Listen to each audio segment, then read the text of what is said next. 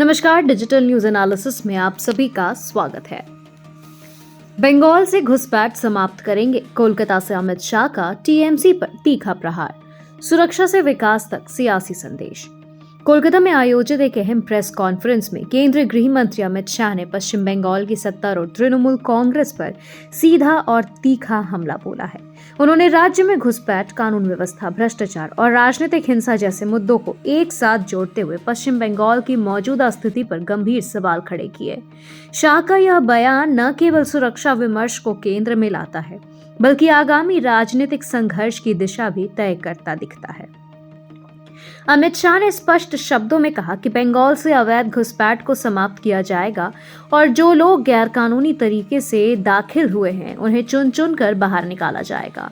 उनके अनुसार सीमावर्ती इलाकों में घुसपैठ एक राष्ट्रीय सुरक्षा चुनौती बन चुकी है।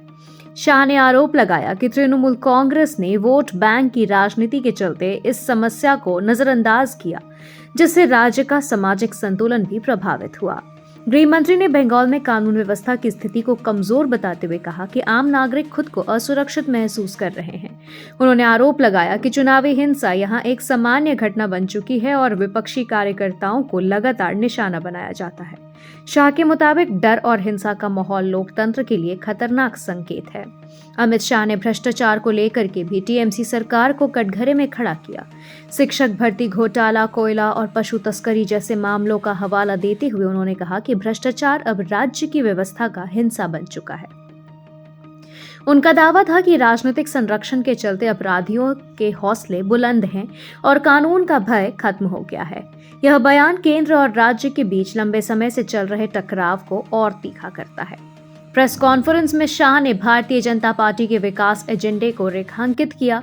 उन्होंने कहा कि यदि बंगाल में बीजेपी की सरकार बनती है तो बुनियादी ढांचे, उद्योग, रोजगार, शिक्षा और स्वास्थ्य के क्षेत्रों में तेज बदलाव होंगे।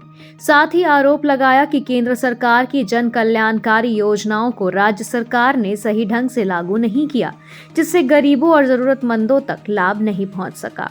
अमित शाह ने यह भी कहा कि बीजेपी बंगाल की संस्कृति, परंपरा और गौरव का सम्मान करती है। उनके अनुसार ममता बनर्जी के नेतृत्व वाली सरकार ने राजनीतिक फायदे के लिए राज्य की अस्मिता से समझौता किया है।